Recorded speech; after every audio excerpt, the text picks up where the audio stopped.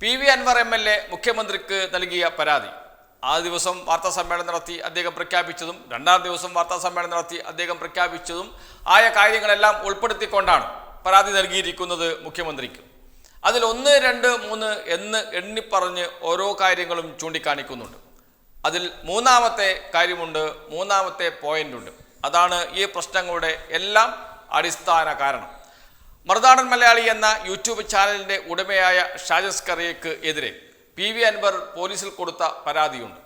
ആ പരാതി തേച്ചു മായ്ച്ചു കളഞ്ഞു എന്നാണ് ഗുരുതരമായ ആരോപണമായി അദ്ദേഹം ഉയർത്തിക്കൊണ്ടുവരുന്നത്. അദ്ദേഹം തന്നെ പറയുന്നുണ്ട്, അവിടെ നിന്നാണ് എൻ്റെ അന്വേഷണം ആരംഭിക്കുന്നത്. എങ്ങനെയാണ് ഷാജൻ സ്കറിയ രക്ഷപ്പെട്ടത്, ആരാണ് അതിന് പിന്നിൽ കളിച്ചത്, ആ അന്വേഷണമാണ് എം.ആർ. അജിത് കുമാറിൽ ചെന്നെത്തിയത്. എം.ആർ. അജിത് കുമാറാണ് ഷാജൻ സ്കറിയയെ സംരക്ഷിച്ചത് എന്ന ഉറച്ച നിലപാടിലാണ് ഇപ്പോഴും പി.വി. അൻവർ നിൽക്കുന്നത്. അദ്ദേഹം പുറത്തുവിട്ട മറ്റൊരു ശബ്ദരേഖയുണ്ട്. ഒരു ഉയർന്ന പോലീസ് ഉദ്യോഗസ്ഥൻ അദ്ദേഹത്തോട് സംസാരിച്ചു എന്ന പേരിൽ അദ്ദേഹം പുറത്തുവിട്ട ശബ്ദരേഖ. ആ ശബ്ദരേഖയിൽ പറയുന്നുണ്ട്, 2 കോടി രൂപയാണ് കേസ് ഒതുക്കി തീർക്കുന്നതിനു വേണ്ടി എം.ആർ. അജിത് കുമാർ ഷാജൻ സ്കറിയയോട് ചോദിച്ചത് എന്നും 1.5 കോടി രൂപ കൈമാറിയെന്നും അതിൻ്റെ ഫലമായിട്ടാണ് കേസ് ഒതുക്കി തീർത്തത്, അപ്രധാന വകുപ്പുകൾ ചേർത്ത് കേസ് ഇല്ലാതാക്കിയതും എന്നാണ് ആരോപണം. അതിൽ ഉറച്ചു വിശ്വസിച്ചുകൊണ്ട് തന്നെയാണ് അദ്ദേഹം മുഖ്യമന്ത്രിക്ക് പരാതി നൽകിയത്.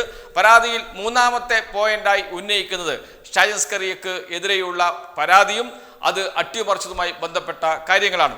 അതിൽ പറയുന്നത് ഇങ്ങനെയാണ്: മറുനാടൻ മലയാളി എന്ന യൂട്യൂബ് ചാനൽ ഉടമസ്ഥനായ ഷാജൻ സ്കറിയ എന്നയാൾക്കെതിരെ ഞാൻ നിലമ്പൂർ പോലീസ് സ്റ്റേഷനിൽ പരാതി നൽകിയിരുന്നു.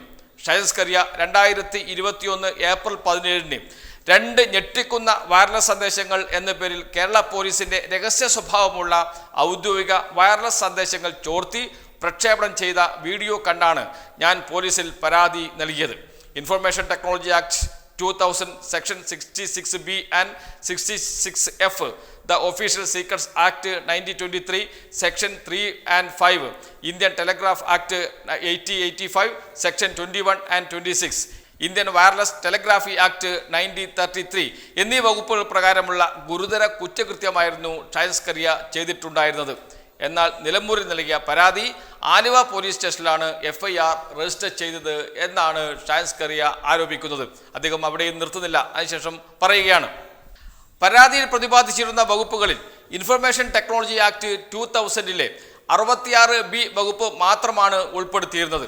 അതീവ സുരക്ഷാ പ്രാധാന്യവും രഹസ്യ സ്വഭാവവും പോലീസ് സേനാംഗങ്ങൾക്ക് മാത്രം ലഭിക്കുന്നതുമായ സംസ്ഥാന പോലീസ് സേനയുടെ വയർലെസ് മെസ്സേജ് കമ്മ്യൂണിക്കേഷൻ ശൃംഖലയിൽ നിന്നും വയർലെസ് സന്ദേശങ്ങൾ നിയമവിരുദ്ധമായി ചോർത്തി കമ്പ്യൂട്ടറുകളുടെ സഹായത്തോടെ ആർക്കും ലഭ്യമാകുന്ന തരത്തിൽ ലോകമെമ്പാടും യൂട്യൂബ്, ഫേസ്ബുക്ക് എന്നീ സാമൂഹ്യ മാധ്യമങ്ങളിലൂടെ പ്രചരിപ്പിച്ചതിൽ ഇൻഫർമേഷൻ ടെക്നോളജി ആക്ട് 2000-ലെ 66F വകുപ്പ് ചേർക്കാവുന്നതാണെന്ന നിയമോപദേശം ലഭിച്ചിട്ടും ജാമ്യം ലഭിക്കാൻ സാധ്യതയില്ലാത്ത 66F വകുപ്പ് ഷാജൻ സ്കറിയയെ സഹായിക്കാനായി ADGP അജിത് കുമാർ ഇടപെട്ട് ഒഴിവാക്കുകയായിരുന്നു. ഇതിനു പിന്നിൽ വലിയ സാമ്പത്തിക ഇടപാടുകൾ നടന്നിട്ടുണ്ടെന്ന വിവരമുണ്ട്. മാത്രമല്ല, ഷാജൻ സ്കറിയയ്ക്ക് വിദേശത്ത് കടക്കാനുള്ള സൗകര്യവും അജിത് കുമാർ ചെയ്തു കൊടുത്തിട്ടുണ്ട്.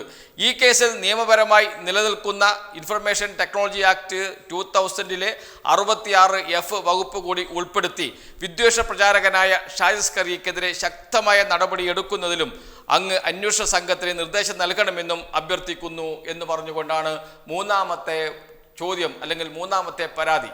നിരവധി പരാതികളുണ്ട്. ഒരു കത്തിൽ കൊടുത്തിരിക്കുന്ന 7-8 പരാതികളുണ്ട്.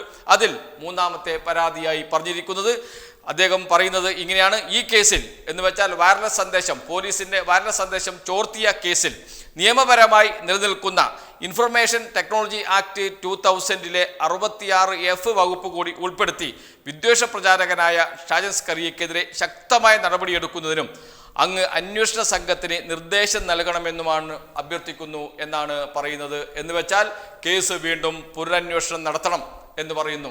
66F വകുപ്പ് ചേർത്ത് കേസ് വീണ്ടും അന്വേഷിക്കണം എന്ന ആവശ്യം മുന്നോട്ട് വെക്കുന്നു. ഈ ആവശ്യം സർക്കാർ അംഗീകരിച്ചാൽ ഷാജൻ സ്കറിയയ്ക്കെതിരെ വീണ്ടും കേസ് വരാം, അന്വേഷണം വരാം, കേസ് ഒരു പുനരന്വേഷണം നടക്കാം. അങ്ങനെ വരുമ്പോൾ സ്വാഭാവികമായും അത് മറുനാടൻ മലയാളിക്ക് വലിയ തിരിച്ചടിയാകും എന്ന കാര്യത്തിൽ സംശയമില്ല. എവിടെ നിന്നാണ് പി.വി. അൻവർ ആരംഭിച്ചത്? ഷാജൻ സ്കറിയയ്ക്കെതിരെയുള്ള പോരാട്ടത്തിലാണ്.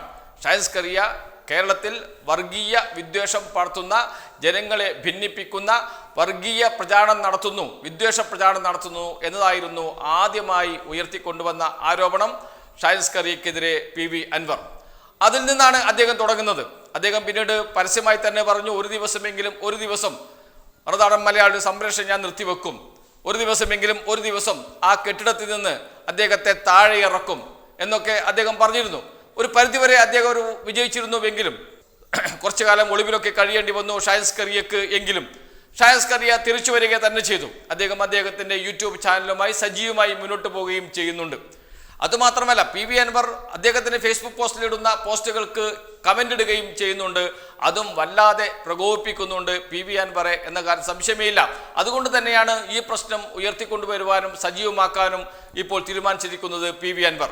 ഷാഹിൻ അസ്കറിയെ രക്ഷപ്പെടുത്തിയ പോലീസ് ഉദ്യോഗസ്ഥൻ ആര് എന്ന അന്വേഷണം, ആ അന്വേഷണമാണ് MR അജിത്കുമാറിലേക്ക് എത്തുന്നത്. അവിടെ നിന്നും അത് സുജിത് ദാസിലേക്ക് എത്തുന്നു. അവിടെ നിന്നും അത് ഡാൻസാഫ് എന്ന് പറയുന്ന പ്രത്യേക പോലീസ് സംഘത്തിലേക്ക് എത്തുന്നു. അവിടെ നിന്നും അത് ഇപ്പോഴത്തെ മലപ്പുറം SP-യിലേക്ക് എത്തുന്നു. അങ്ങനെ വിവിധ തലത്തിൽ അന്വേഷണം നടത്തുന്നു. 3 പോലീസ് ഉദ്യോഗസ്ഥന്മാർക്കെതിരെയാണ് ശക്തമായ നടപടി വേണമെന്ന് ആവശ്യപ്പെട്ടിരിക്കുന്നത് PV അൻവർ MLA. അത് സംബന്ധിച്ചാണ് ഇപ്പോൾ അന്വേഷണം നടക്കുന്നത്. പ്രത്യേക പോലീസ് സംഘമാണ് അന്വേഷണം നടത്തുന്നത്. ആ അന്വേഷണ സംഘത്തിന്റെ റിപ്പോർട്ടിന്റെ അടിസ്ഥാനത്തിലായിരിക്കും ഭാവി നടപടികൾ ഉണ്ടാകുക എന്ന കാര്യം സംശയമില്ല. റിപ്പോർട്ട് വരാൻ കാത്തിരിക്കുകയാണ് സർക്കാർ ചെയ്യുന്നത്. ആ റിപ്പോർട്ടിനകത്ത് ഈ കേസ് പുനരന്വേഷിക്കേണ്ടതുണ്ട് എന്ന് പറഞ്ഞാൽ 66F വകുപ്പ് ചേർത്ത് ഷാഹിൻ അസ്കറിയക്കെതിരെ കേസെടുക്കേണ്ടതുണ്ട് എന്ന് പറഞ്ഞാൽ സ്വാഭാവികമായും അന്വേഷണം വീണ്ടും ആരംഭിക്കും. അത് മറുനാടൻ മലയാളിക്കും ഷാഹിൻ അസ്കറിയക്കും വൻ തിരിച്ചടിയായിരിക്കും എന്ന കാര്യം സംശയമേയില്ല. അതിലേക്ക് കാര്യങ്ങൾ പോകും എന്ന് തന്നെയാണ് ഇപ്പോൾ മനസ്സിലാകുന്നത്. ഷാഹിൻ അസ്കറിയെ രക്ഷപ്പെടുത്തിയെടുക്കാൻ CPIM-ന് താല്പര്യമുണ്ടായിരുന്നില്ല. പ്രത്യേകിച്ച് പിണറായി വിജയന് താല്പര്യമില്ല.